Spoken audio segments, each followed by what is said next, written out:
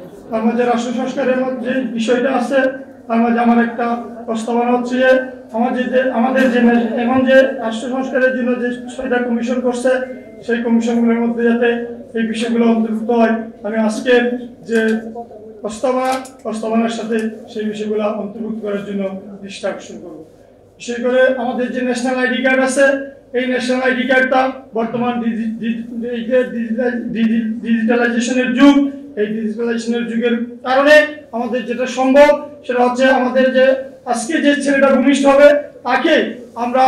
আমরা birth certificate করি, সেই বার্থ সার্টিফিকেটটা আমরা ন্যাশনাল আইডি কার্ডের অন্তর্ভুক্ত করে সেটা যখন সে ধীরে ধীরে বাড়তে থাকবে, 18 বছর বয়সে গিয়ে সে তার ওই নাম্বারটা নির্বাচন কমিশনে চলে যাবে,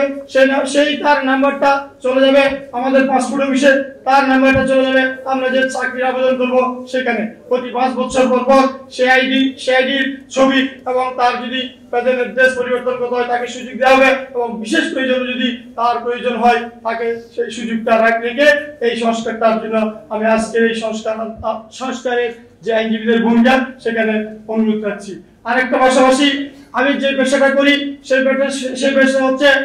এক্সপার্ট সেক্স লয়ের উপর, এই যে প্রত্যেকটা মানুষের উপর যে আইনের যে বিধান আছে, প্রত্যেক মানুষ তার যে সম্পদের বিবরণী জমা দিতে হয়। আজকে যে বলতে হচ্ছে প্রত্যেক মন্ত্রী মিনিস্টার থেকে নিয়ে প্রত্যেক এমপিরা সম্পদের হিসাব দাখিল করবে, আমি মনে করি সেটার কোনো প্রয়োজন নেই। একটা বিষয় যদি নজর দেওয়া হয়, যারা অ্যাডাল্ট পারসন প্রত্যেককে ওই যে আমাদের আয়করের যে আইন আছে, আইনের মধ্যে যে তাকে আমরা খুব তাড়াতাড়ি শেষ করবো, যে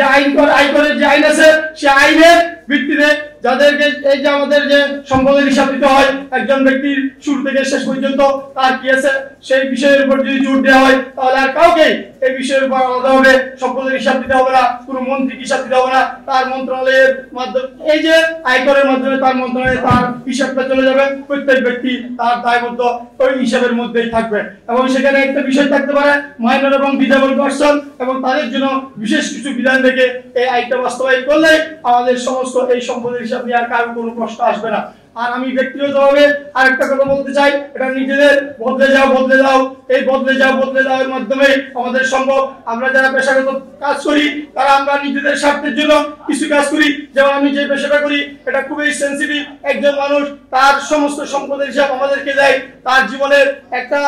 যে মামলা হয় সে মামলাটা হচ্ছে একটা মামলা একজন ব্যক্তির এক জীবনে একটাই, কিন্তু আমরা যে কাজ করি বিশেষ করে